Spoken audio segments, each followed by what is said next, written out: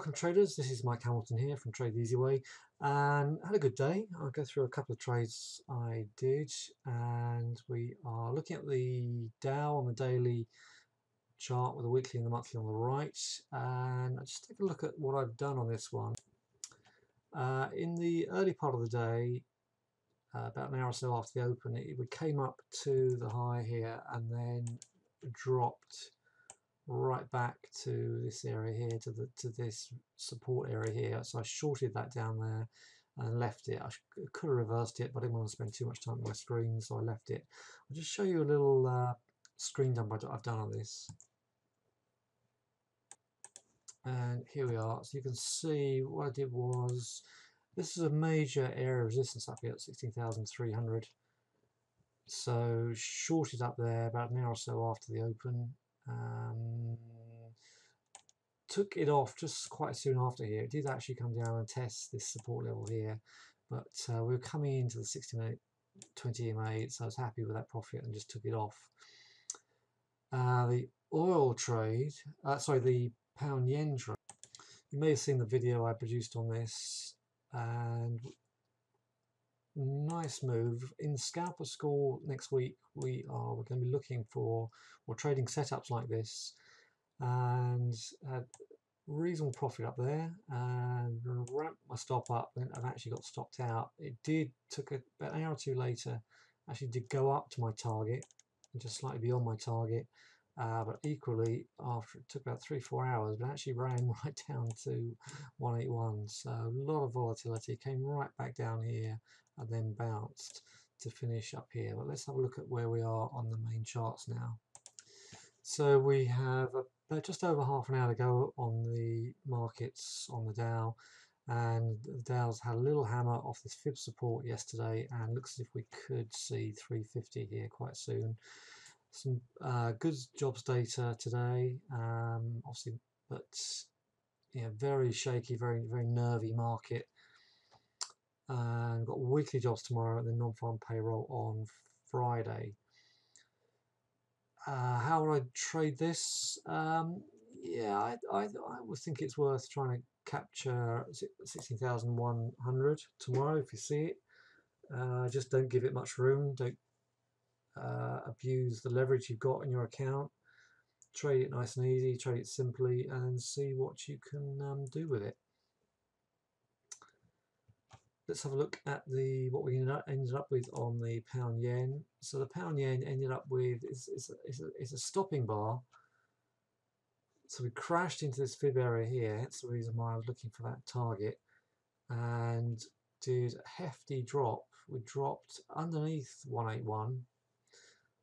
Not by a lot, but we certainly came underneath it, and then just about bounced 40-50 plus points into the close. I would steer clear. You can see on this monthly chart here, which we are just about to close, we are sitting right on the 200 EMA.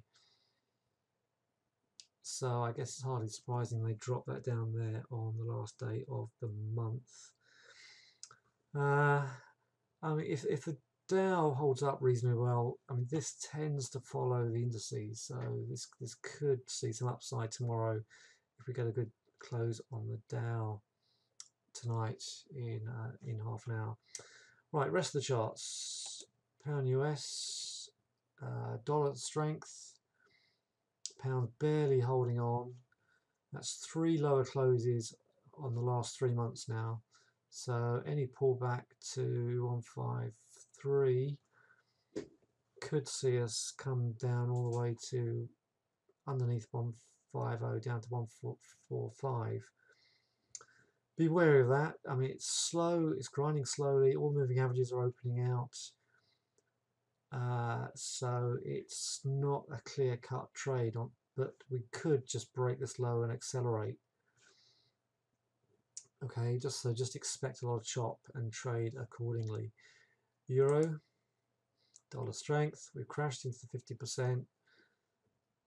Very weak move into that, very low volume, and here we are just the short stinged in at 260, and here we are at 160. So this is a much better chart. I think that is a good viable short there at 112. Euro yen. This is a nice short. You can see I've marked the waves here. I'm projecting a wave down here to 132. Monthly chart here on the right is again just clinging on the 200 EMA. So not clear cut. Lower close, but for sure, but not clear cut. We tested 50% at the lows there, and we held. So, difficult. This one, the monthly close is flat. We're actually flat for the month on this pound Aussie. Obviously, you were closing under the 20. Now we're just holding on to the 50 EMA with a very, very high weekly chart there. It does look as if it wants to come and test 208.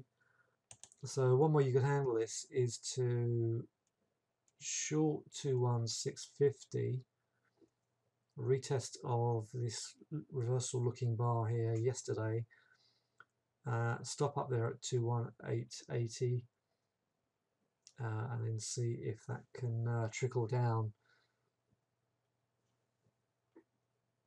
Not a clear cut trade, so just be very wary. We obviously experienced a lot of volatility in the run up to non-farm payroll.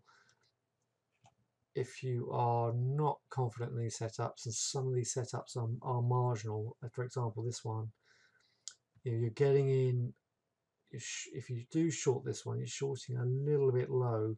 Obviously it would have been nicer to get up here. So just be very wary with these. And oil had index today, seeing an uptick in the oil. I'm actually in this. I bought a dip on oil and not got that much in at the moment, but the 60-minute bar is looking as if we could see, well, we're getting a push up here anyway.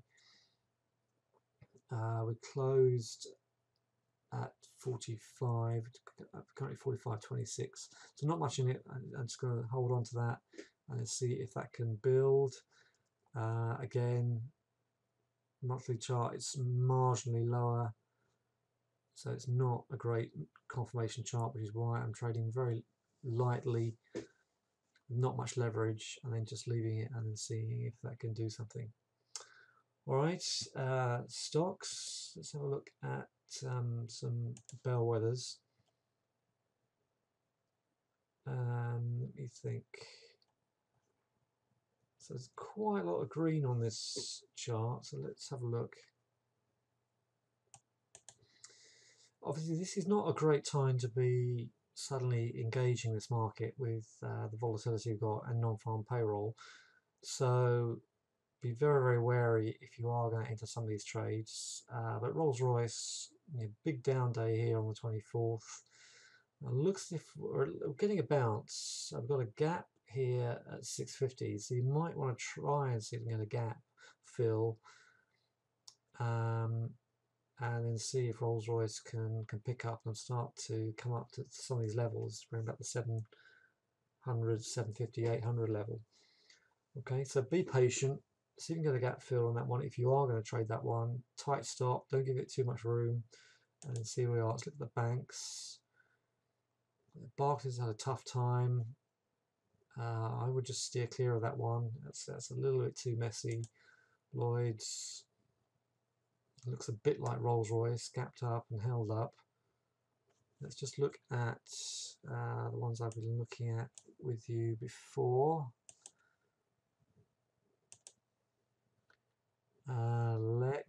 Glencore, member of the room, is in this one. That looks, it's gapped up and holding well. So well done. We've got a monthly chart with a bit of a bottoming tail, but still very bearish. It's like, it's like quite a drop. So if you're going to trade that, be careful. Right, let's just look at Len.